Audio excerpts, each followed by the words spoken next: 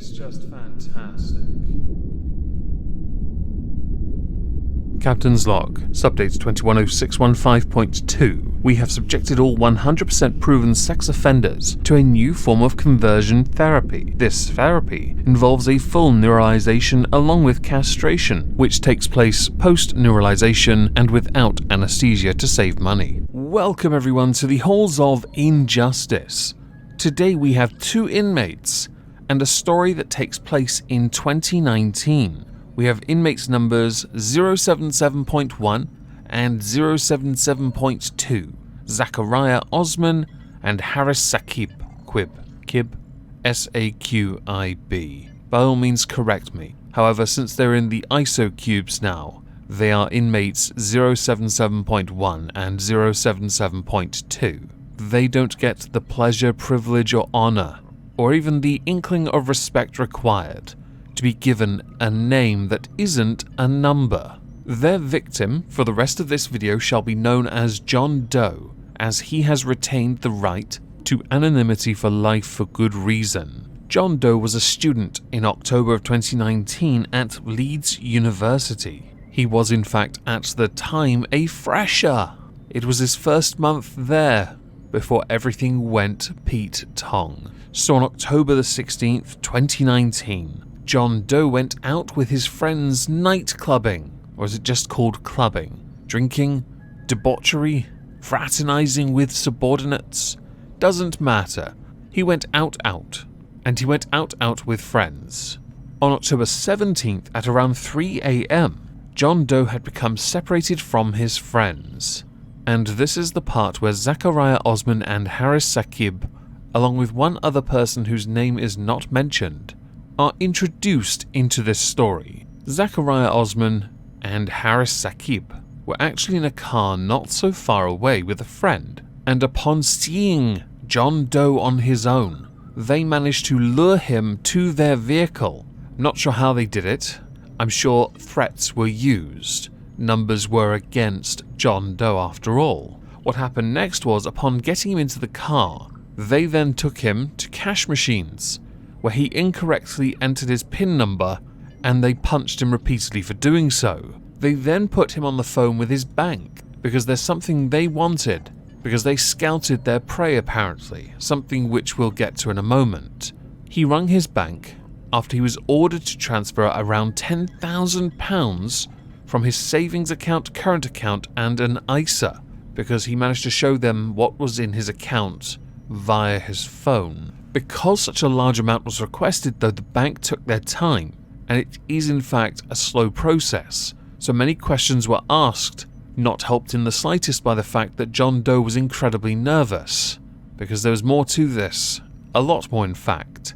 So John Doe did his best to persuade the bank of the legitimacy of the transfers for the money that went into Harris Saqib's account.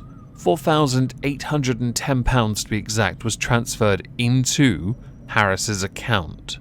When that was done though, the bank stopped further sums from being transferred. They weren't convinced and they felt that this was iffy. I'm sure if given a chance they would have called shenanigans. What happened next though, over a period of 22 hours, was John Doe was subjected to quite nasty torture. While in the back of that car, he had cigarettes stubbed on him by Harris Saqib and Zakariya Osman. They continued to punch him, forced him to smoke cannabis, shoved unknown pills into his mouth and made him swallow them with vodka. The more violent of the two is nicknamed Django. Can you guess of these two which one it is? Yeah, colour me surprised.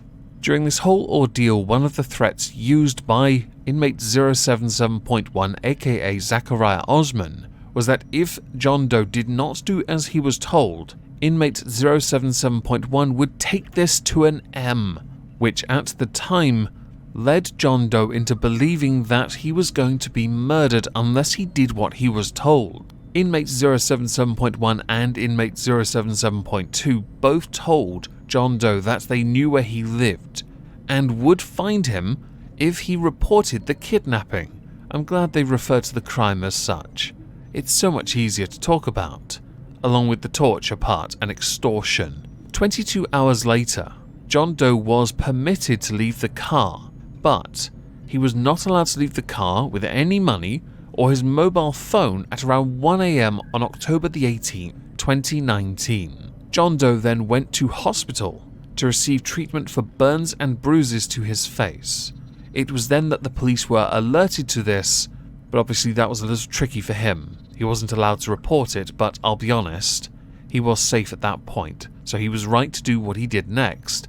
And understandably, because those criminals were absolute geniuses, they made a minor error, which made it easy to identify them. It was the fact that, as earlier stated, the money went straight into Harris Saqib's account. So they simply contacted the bank and traced the money. These criminals are really high IQ, as you can tell. As a direct consequence for the experience that John Doe went through, he has been left permanently scarred from the injuries. He left university and Leeds despite attempting to carry on as normal, finding that the stress and the pressure of being in Leeds and his studies to be overwhelming, and for that I'm genuinely truly sorry for that. I hope you are able to go to university somewhere, get the education you deserve, and succeed in life in a way that these two pricks never will. When this went to trial, both entered a plea, i.e. inmate 077.1 and inmate 077.2. Their plea was guilty, which makes this really easy. It's also worth adding that Zakariya Osman, 077.1, also pled guilty to 2 further offences of robbery, which all makes this quite a simple, cut and shut case, doesn't it? Don't worry, I'm not about to throw a swerve in, I promise. It actually is a remarkably simple one to close. Because now we can go straight from verdict without having to touch it. They've already said they're guilty. We're golden. Let's go to the sentence. I can't wait to shove you two in ISO cubes. Zakariya Osman, aka inmate 077.1, was sentenced to 30 years in prison for robbery and kidnap, along with the additional charges, with him having to serve a minimum of 25 years in prison before being eligible for parole. And Harris Saqib, guilty of robbery and kidnap, was sentenced to 20 years in prison with a minimum of 17.5 years having to be served before being eligible for parole.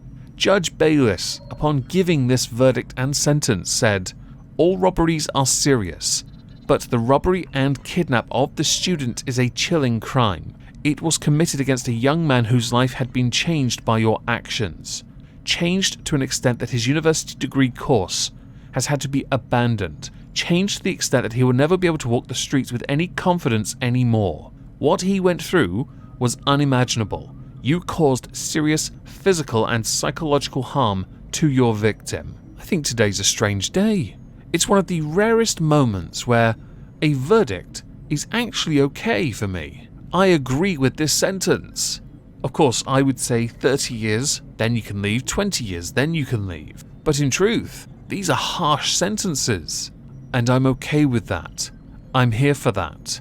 You two motherfuckers can get in your fucking cells.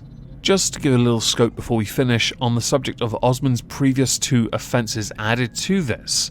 He was involved in an attack on a man who he stabbed 5 times in the stomach as he robbed him of cash in Huddersfield in February 2019, and in a further robbery in Bradford on July 2019, in which he threatened his victim in a car, telling the man, "I'm going to shank you right here if you do not give me everything you have got." He then stabbed that man 3 times and punched him in the head. Perhaps that 30-year sentence should be 30 years. Golden. Now, as we're done, I'd like to know what you all think about this. Please do let me know in the comments down below. Drive up my engagement by smashing the like. As a final thing, I shall be playing Murder Fun Time or Fishing on Twitch tonight. If I don't see you there because I haven't decided which one it is, I hope you all have a fantastic day and thank you all very much, except for these 2 dickheads, for listening.